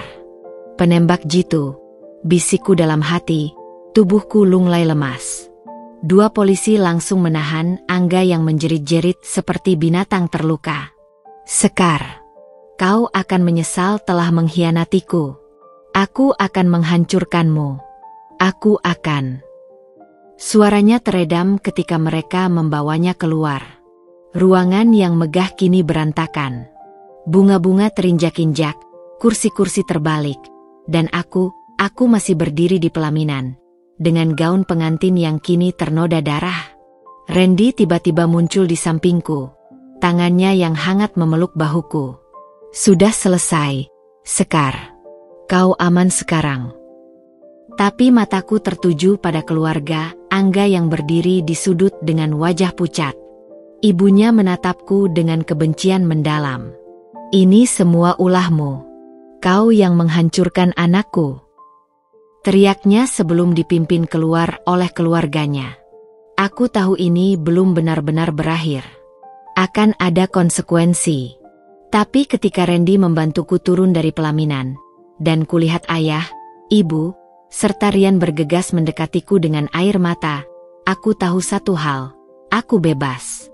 Bebas dari ancaman. Bebas dari ketakutan. Bebas dari Angga. Suara kunci sel yang berderit membuatku terbangun dari lamunanku. Sudah 3 hari sejak acara pernikahan yang berubah menjadi penangkapan dramatis, dan kini aku duduk di sebuah ruang interogasi Polda Metro Jaya, menunggu detektif yang akan memintai keteranganku. Ruangan sempit ini berbau disinfektan dan kopi basi. Dindingnya yang dicat hijau pudar membuat suasana semakin suram. "Ibu Sekar, kami siap untuk wawancara sekarang." Seorang polisi wanita dengan wajah lelah tapi ramah membukakan pintu. "Kami punya banyak pertanyaan tentang Angga Pratama." Aku mengangguk pelan, menyeka telapak tangan yang berkeringat di kain rok. Sejak kejadian itu, tubuhku seperti terbagi dua. Satu sisi merasa lega sudah bebas, sisi lain masih gemetar mengingat pisau yang nyaris mengakhiri hidupku. Ruangan interogasi ternyata lebih besar dari yang kubayangkan. Di sebelah meja besi yang ditempeli bekas cangkir kopi, duduk seorang detektif berbadan tegap dengan kumis lebat dan hatiku berhenti berdetak sejenak. Randy sedang duduk di sampingnya, memberikanku senyum kecil yang menenangkan. "Ibu Sekar, saya Komisaris Wahyu." Detektif itu memperkenalkan diri. "Dan sepertinya Anda sudah kenal dengan Pak Randy di sini." Randy mengangguk. "Sekar adalah sumber informasi utama kami dalam kasus ini. Tanpa keberaniannya, jaringan ini mungkin masih beroperasi." Komisaris Wahyu membuka sebuah berkas tebal berisi foto-foto, gudang di pelabuhan, paket-paket narkoba yang disita, dan yang membuat perutku mual, foto Angga sedang bertransaksi dengan orang yang tak kukenal. "Bisa Anda ceritakan bagaimana pertama kali mencurigai kegiatan suami Anda?" Aku menarik napas dalam-dalam. Ceritaku mengalir perlahan. Dari ancaman pernikahan paksa, penemuan mencurigakan di apartemennya, sampai pengakuan tak sengaja tentang bisnisnya. Randy sesekali menambahkan detail investigasi yang mereka lakukan selama sebulan terakhir. Yang masih membingungkan kami, Komisaris Wahyu menggaruk dagunya, adalah bagaimana seorang eksekutif bank bisa terlibat dalam jaringan sebesar ini. Ternyata, dia membalik halaman berkas. Dia hanya kedok. Keluarganya sudah membangun bisnis haram ini selama 2 generasi. Foto yang dia tunjukkan berikutnya membuatku tercekat. Sebuah rumah besar dengan kolam renang berbentuk hati, persis seperti yang sering dibanggakan Angga sebagai rumah masa kecilnya. Tapi yang membuatku kaget adalah keterangan di bawahnya. Markas penyimpanan utama grup laut. Jadi selama ini, suaraku serak. Ya, Randy menyelesaikan kalimatku. Keluarga Angga adalah otak di balik salah satu sindikat narkoba terbesar di Jawa. Dia sengaja mendekatimu karena tahu ayahmu punya koneksi di pengadilan, bisa berguna untuk mereka. Informasi ini seperti pukulan di ulu hati. Selama ini aku pikir ancamannya hanya tentang aib keluarga, tapi ternyata aku hanyalah pion dalam permainan besar mereka. Komisaris tiba-tiba mengeluarkan sebuah bukti baru. Rekaman video dari pelacak yang dipasang Randy di mobil Angga. Layar kecil itu menunjukkan Angga sedang berbicara dengan seseorang seminggu sebelum pernikahan. Setelah nikah, aku akan punya akses ke jaringan ayahnya. Mereka punya hakim-hakim di sakunya. Bisnis kita akan semakin lancar. Aku menutup mulut untuk menahan mual. Jadi inilah alasan sebenarnya dia memaksaku menikah. Bukan karena cinta, bukan karena dendam, tapi untuk jaringan kriminalnya. Ada satu hal lagi, Komisaris Wahyu menatapku sungguh-sungguh. Kami menemukan daftar nama di laptop Angga. Nama Anda ada di bagian eliminasi. Dia menunjukkan dokumen berjudul Penanganan Masalah. Namaku tercantum di bawah catatan. Jika mencurigakan, segera netralkan. Sudah punya bahan untuk framing sebagai pengedar.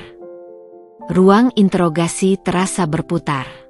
Angga tidak hanya akan memaksaku menikahinya.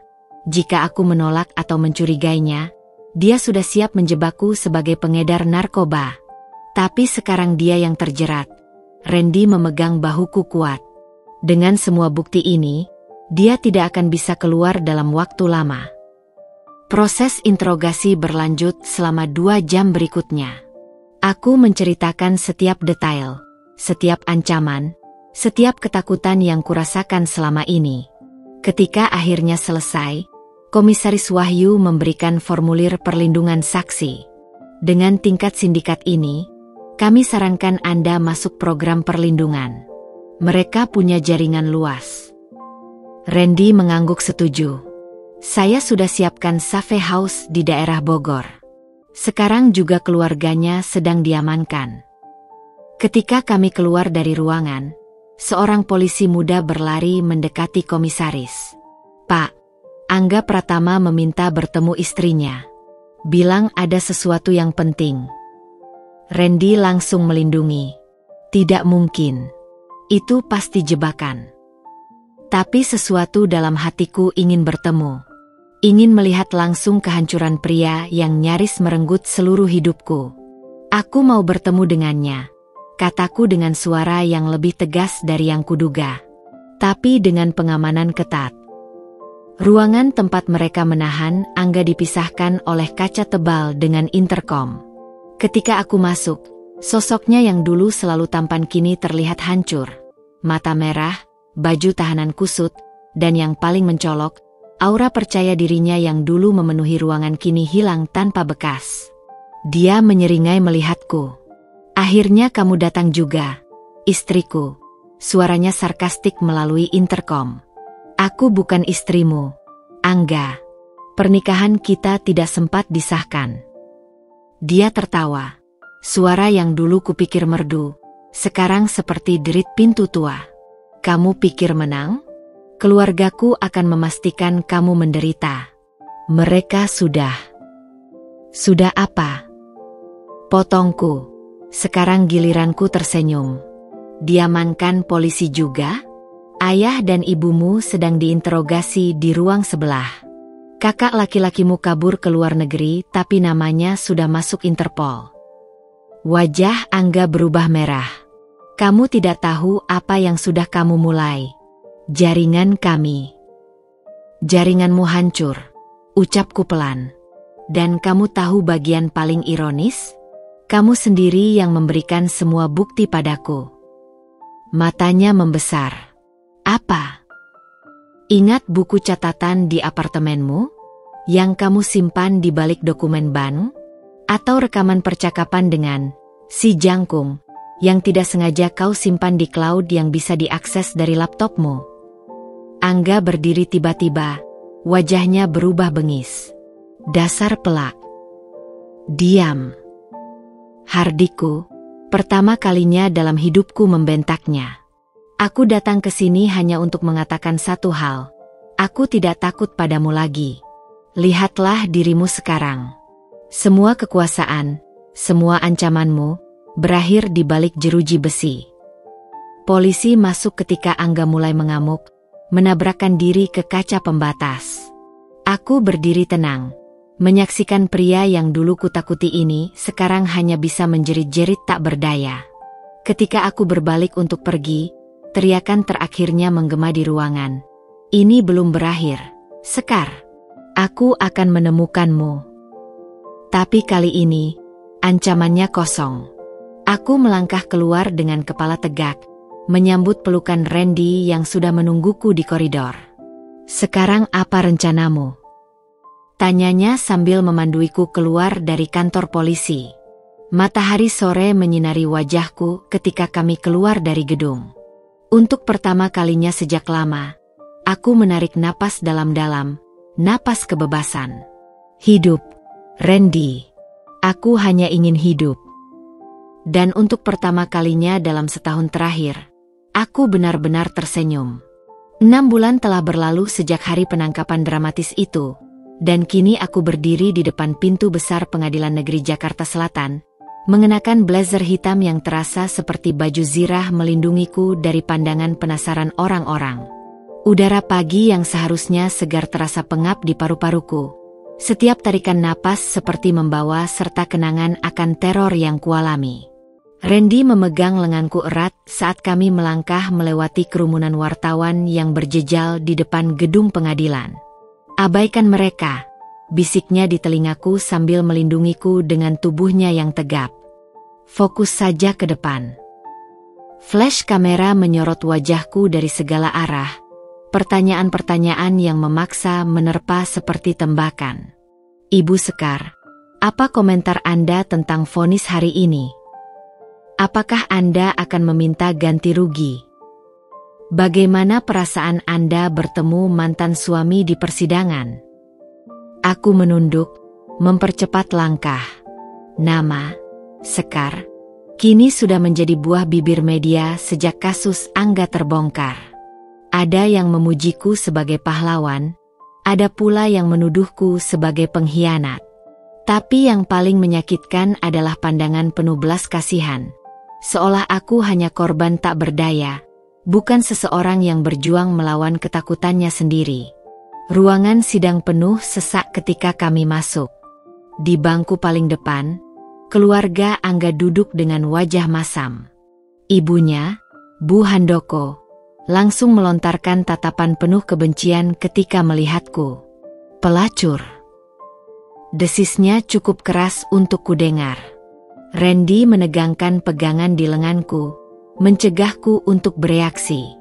Dia tidak layak dapat perhatianmu, gumamnya sambil menuntunku ke bangku saksi. Ketika hakim masuk, semua orang berdiri. Proses persidangan selama 2 bulan ini akhirnya mencapai puncaknya hari ini, pembacaan vonis. Terdakwa Angga Pratama, silakan berdiri. Suara hakim bergema di ruangan yang sunyi.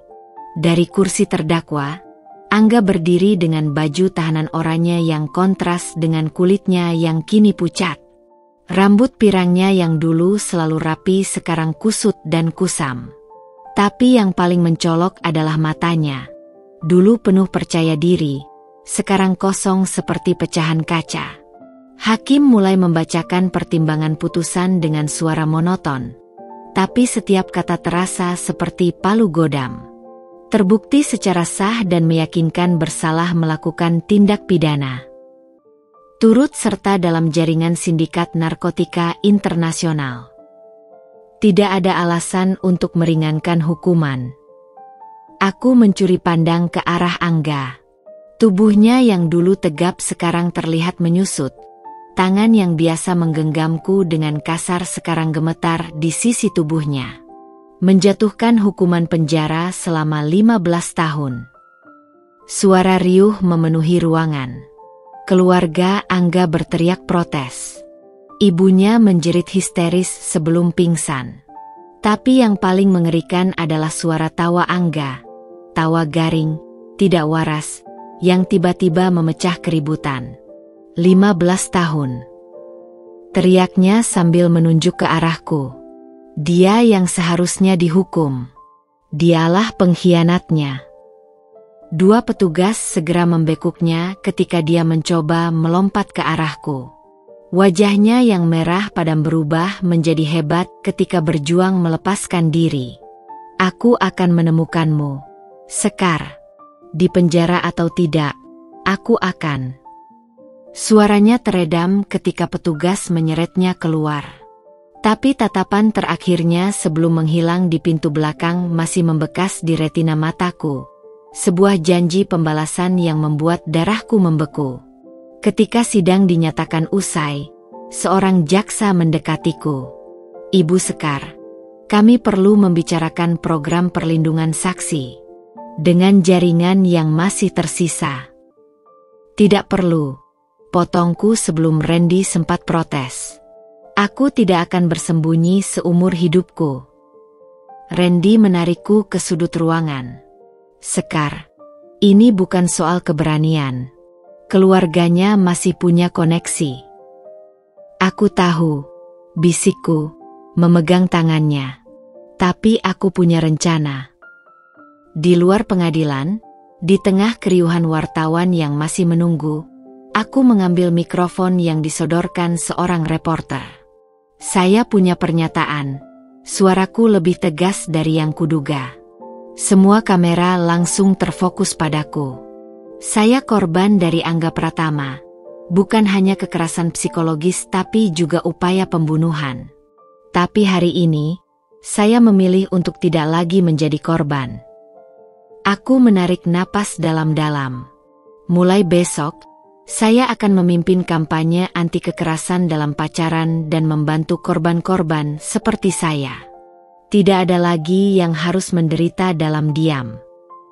Randy di sampingku terlihat terkejut tapi bangga. Wartawan-wartawan mulai berteriak pertanyaan. Tapi aku sudah selesai. Dalam mobil yang membawa kami pulang, Randy memandangku lama. Kapan kamu merencanakan ini?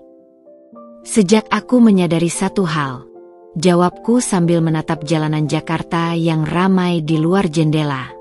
Cara terbaik melawan teror Angga adalah dengan menjadi lebih kuat dari yang dia bayangkan. Malam itu, di apartemen baruku yang sederhana tapi aman, ku buka laptop dan mulai mengetik. Kata pertamanya, aku adalah korban Angga Pratama, dan ini adalah ceritaku. Matahari terik bulan Juli menyinari atap gedung perkantoran di kawasan Sudirman, tempat aku sekarang berdiri di depan puluhan anak muda yang duduk melingkar di kursi lipat. 16 bulan sudah berlalu sejak vonis untuk Angga diucapkan, dan 12 bulan sejak aku memulai gerakan Suara Tanpa Rantai, komunitas pendampingan bagi korban kekerasan dalam hubungan. Jadi, ketika saya memutuskan untuk bersuara, itu bukan tentang keberanian, ujarku pada peserta workshop hari ini, tapi tentang memilih untuk tidak membiarkan ketakutan mengendalikan hidup saya lagi. Suaraku yang dulu gemetar kini terdengar jelas di ruangan terbuka ini. Tangan yang dulu selalu dingin sekarang dengan mantap memegang mikrofon. Tapi di balik semua pertumbuhan ini, bayang-bayang masa lalu tak pernah benar-benar pergi. Seorang peserta muda mengangkat tangan. Kak Sekar, apa tidak takut mantan suaminya balas dendam setelah bebas nanti? Senyumku pudar sejenak. Pertanyaan yang sama selalu muncul di setiap sesi, dan jawabanku pun sudah terlatih. Takut itu wajar, tapi kita tidak boleh membiarkannya menghentikan kita untuk. Tiba-tiba, dering telepon dari Randy memotong jawabanku.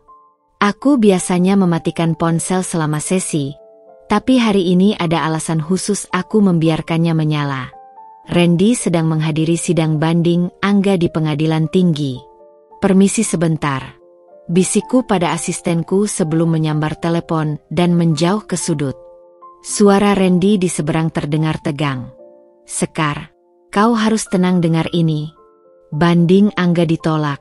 Tapi apa? Jemariku mencengkeram ponsel lebih kencang. Keluarganya mengajukan gerasi ke presiden.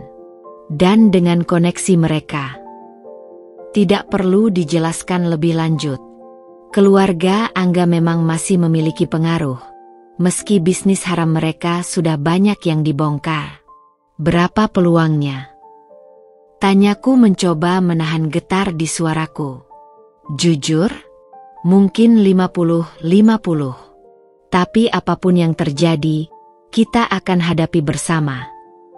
Ketika aku kembali ke lingkaran workshop, semua mata tertuju padaku dengan penuh pertanyaan. Tanpa kusadari, air mata sudah mengalir di pipiku. Maaf, usapku wajahku dengan cepat. Kadang bahkan setelah sekian lama, rasa sakit itu masih bisa datang tiba-tiba. Seorang perempuan muda dengan lengan penuh bekas luka bakar mengangkat tangan. Kak, aku mau berbagi. Mantanku yang memberi luka ini baru bebas bulan lalu. Aku sempat panik dan mau lari keluar kota. Aku menarik napas dalam-dalam, memberi ruang baginya untuk melanjutkan. Tapi kemudian aku ingat kata-kata kakak di workshop bulan lalu. Kita tidak boleh memberi mereka kemenangan kedua dengan mengubah hidup kita. Perempuan itu tersenyum kecil. Jadi aku tetap di Jakarta. Malah melaporkannya ketika mulai menggangguku lagi. Sekarang dia kembali di penjara.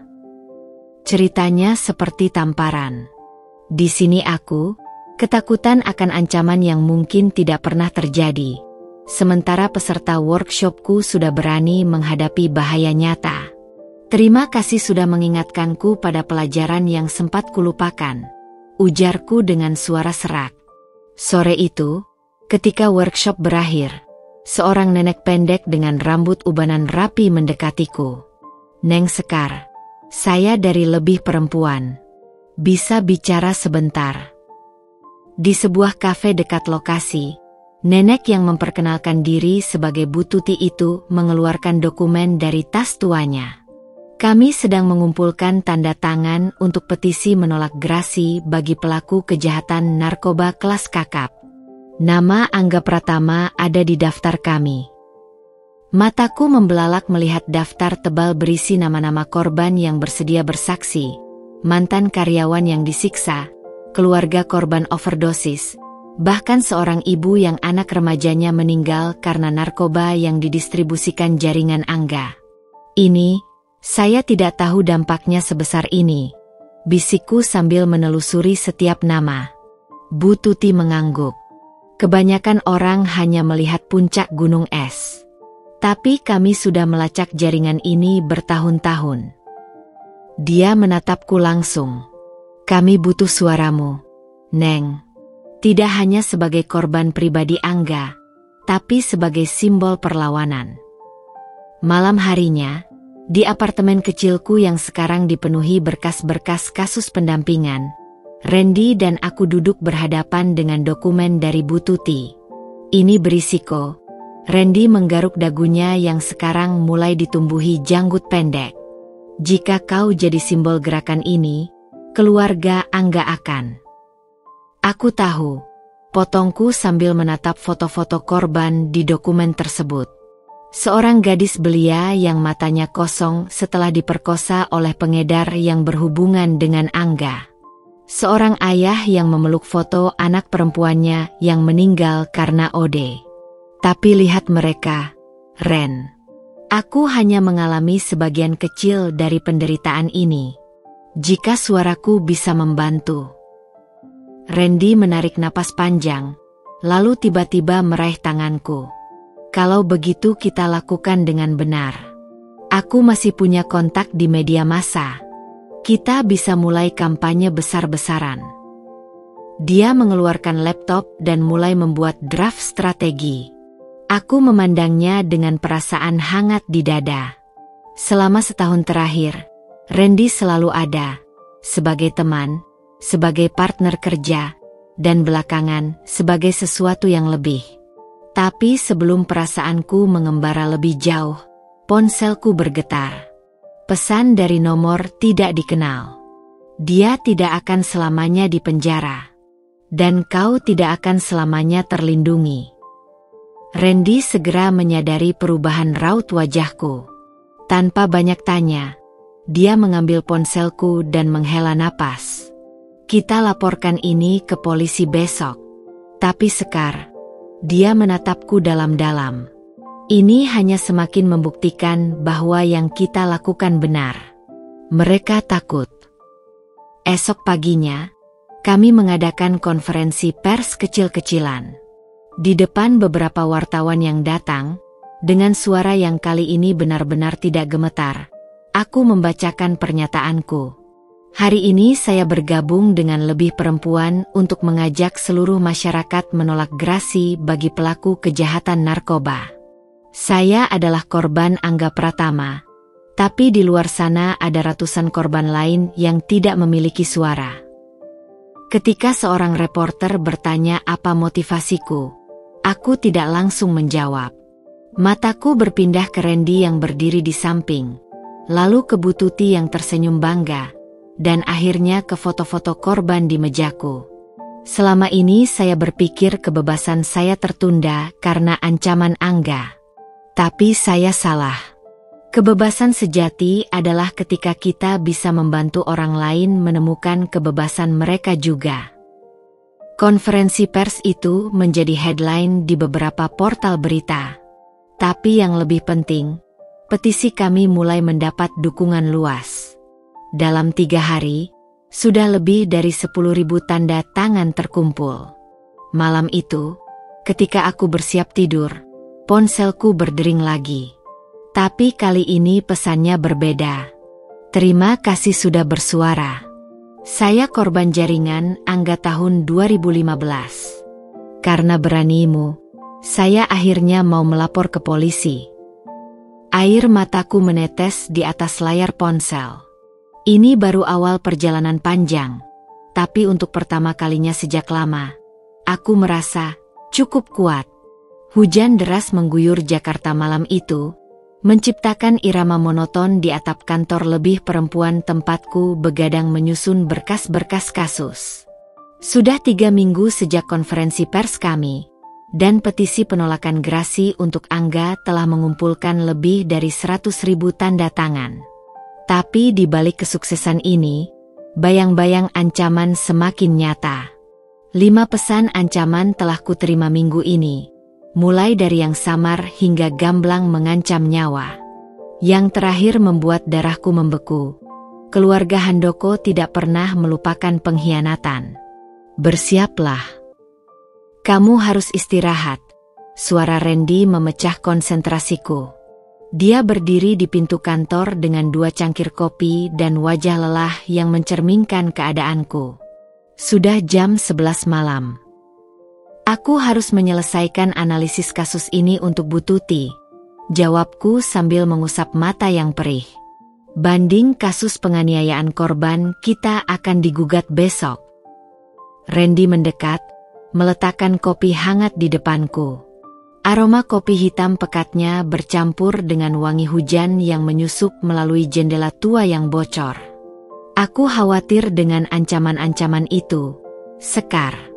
Hari ini ada orang mencurigakan mengikuti tim kita saat liputan.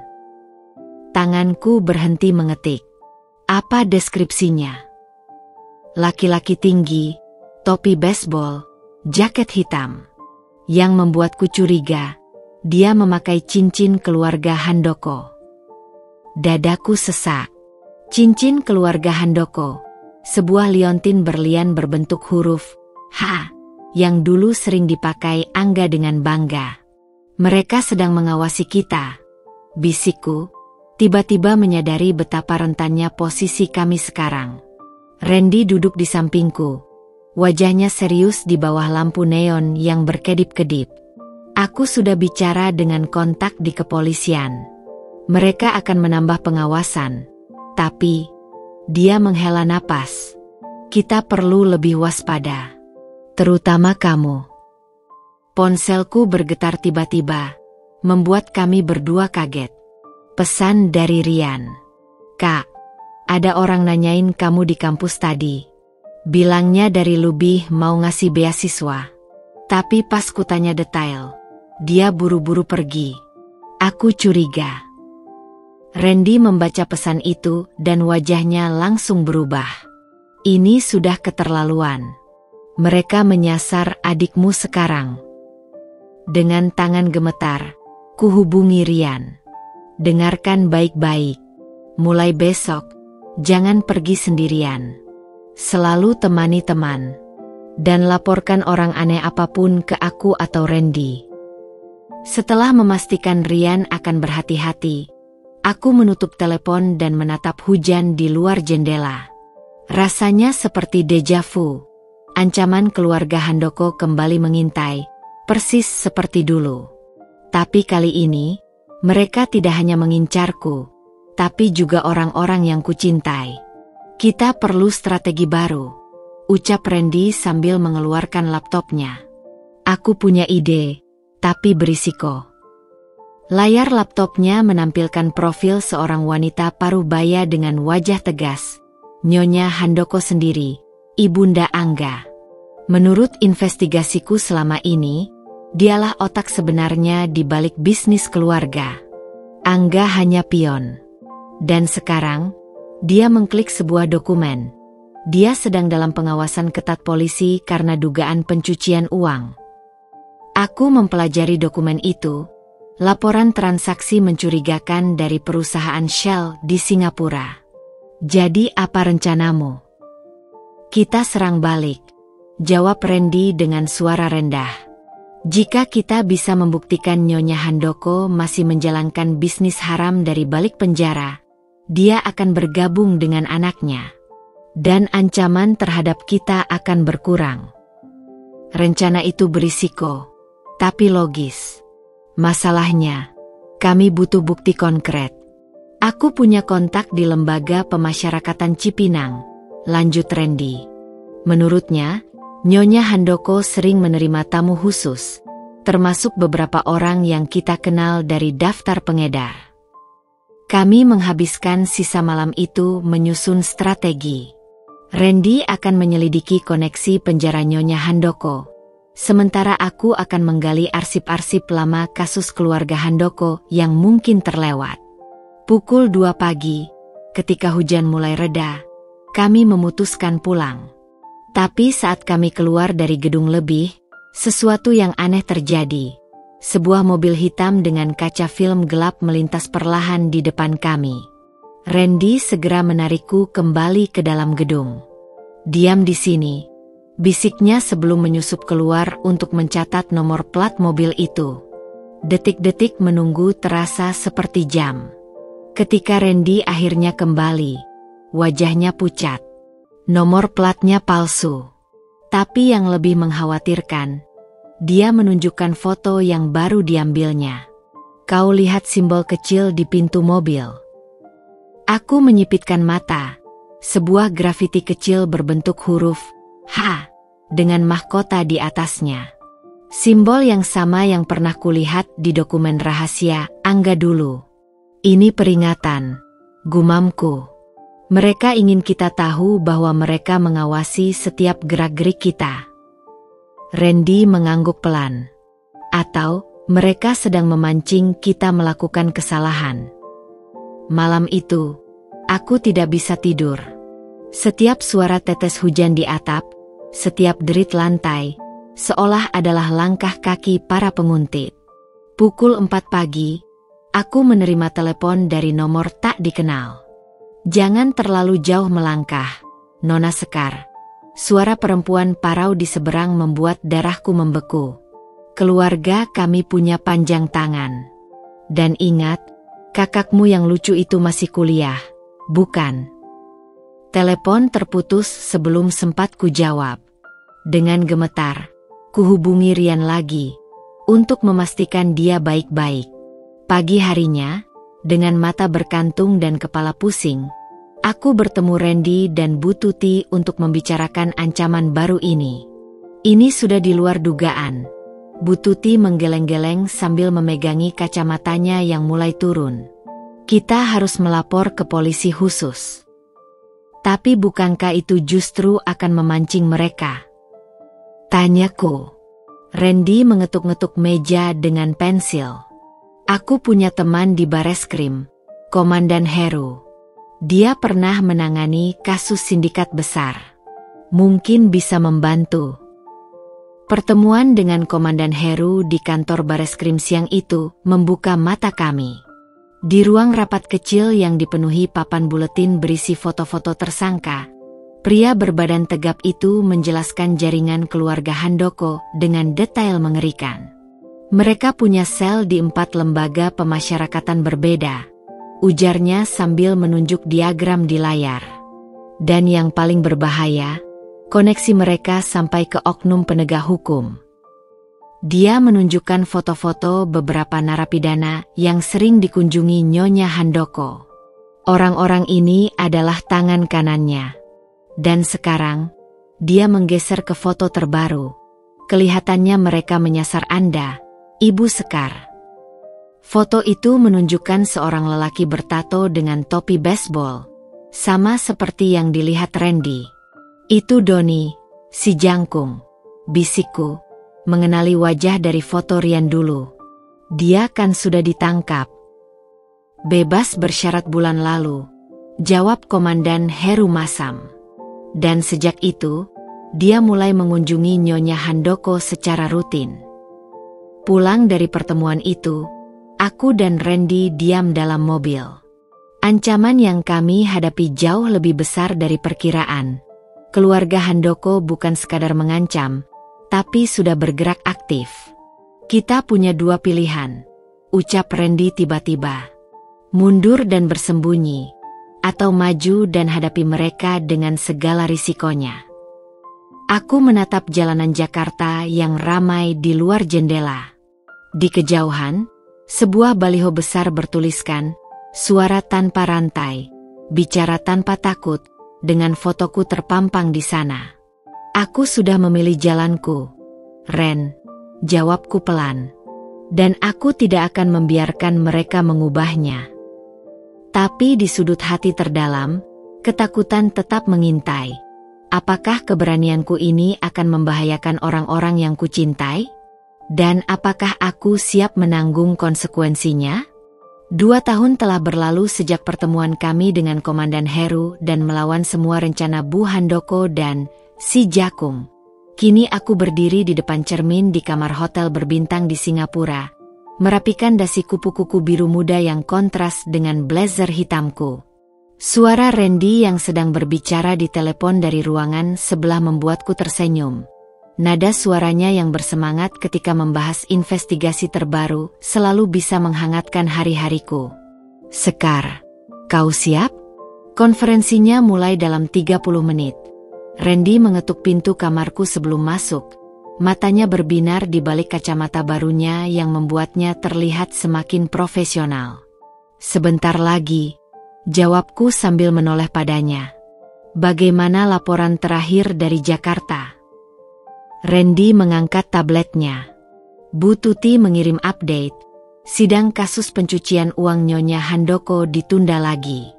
Tapi kabar baiknya, petisi kita sudah mencapai 500.000 tanda tangan. Presiden dikabarkan sedang mempertimbangkan untuk menolak Grasi Angga. Nama itu, Angga, tidak lagi membuat tanganku gemetar seperti dulu. Setelah 2 tahun bekerja tanpa lelah mengumpulkan bukti, mendampingi korban, dan membangun gerakan Suara Tanpa Rantai, hingga memiliki cabang di 5 kota. Akhirnya aku menemukan kekuatan sejati, bukan dengan bersembunyi, tapi dengan bersuara lantang. Konferensi International Women's Rights Summit kali ini mengundangku sebagai pembicara utama untuk berbagi pengalaman melawan sindikat narkoba dan kekerasan dalam hubungan. Saat aku melangkah ke panggung, sorotan lampu menyilaukan mataku, tapi tidak lagi membuatku gugup. Nama saya Sekar Andini. Suaraku bergema di hall yang penuh dengan ratusan peserta dari berbagai negara. 2 tahun lalu, saya adalah korban yang diam. Hari ini, saya berdiri di sini mewakili 127 korban lain yang berhasil membebaskan diri dari jerat kekerasan dan ketakutan. Presentasiku berjalan lancar, didukung data dan kisah nyata yang membuat banyak peserta terlihat tersentuh. Tapi bagian paling menegangkan adalah sesi tanya jawab, ketika seorang jurnalis asal Indonesia tiba-tiba mengangkat tangan. Ibu Sekar, ada kabar bahwa mantan suami Anda, Angga Pratama, akan mengajukan pembebasan bersyarat bulan depan. Apakah Anda tidak khawatir akan keselamatan Anda dan tim? Ruangan langsung riuh. Randy yang duduk di baris depan menegangkan bahunya, siap melompat jika aku membutuhkan dukungan. Tapi kali ini, aku hanya tersenyum. Tahun lalu, ketika pertama kali mendengar kabar itu, saya mungkin akan gemetar. Tapi sekarang, aku menghela napas. Kami telah membangun sistem perlindungan yang kuat, tidak hanya untuk saya tapi untuk semua korban yang bergabung dengan kami. Dan yang lebih penting, kami memiliki hukum dan ribuan masyarakat yang mendukung. Jawabanku disambut tepuk tangan meriah. Tapi yang paling mengharukan adalah ketika sesi berakhir. Seorang perempuan muda dari Filipina menghampiriku dengan mata berkaca-kaca. Kisah Anda menginspirasi saya, bisiknya sambil memegang tanganku erat. Saya juga korban kekerasan. Tapi setelah mendengar Anda hari ini, saya memutuskan untuk tidak diam lagi. Di saat itulah aku menyadari, perjuanganku tidak lagi tentang melawan Angga atau keluarganya. Ini tentang memberikan keberanian pada orang lain untuk berdiri seperti yang telah kulakukan.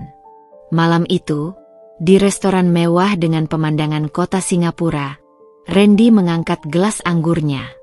Untuk Sekar, wanita paling berani yang saya kenal.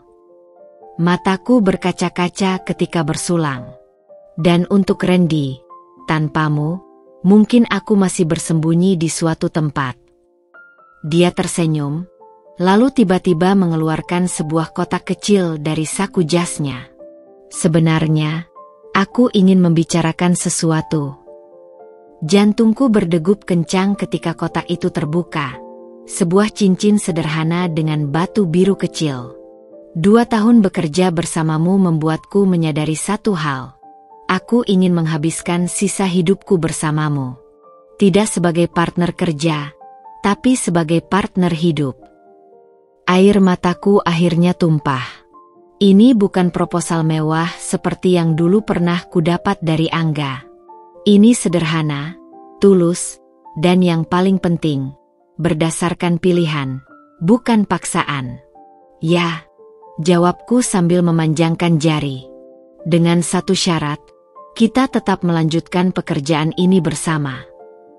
Randy tertawa lepas sambil mengenakan cincin itu di jariku. Aku tidak akan mau hal lainnya.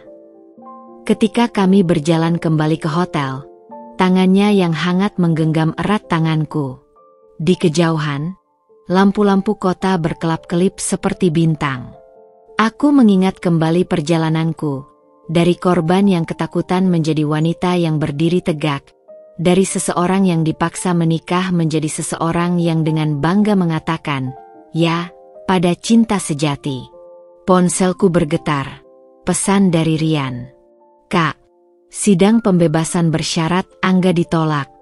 Berita baik lainnya, Bu Tuti bilang Nyonya Handoko kena hukum tambahan karena ketahuan menyuap petugas. Kita menang. Aku menunjukkan pesan itu pada Randy yang langsung memelukku erat. Di atas langit Singapura yang cerah ini, seolah aku bisa mendengar gemuruh tepuk tangan semua korban yang pernah kami bantu. Suara mereka yang akhirnya bebas, sama seperti diriku.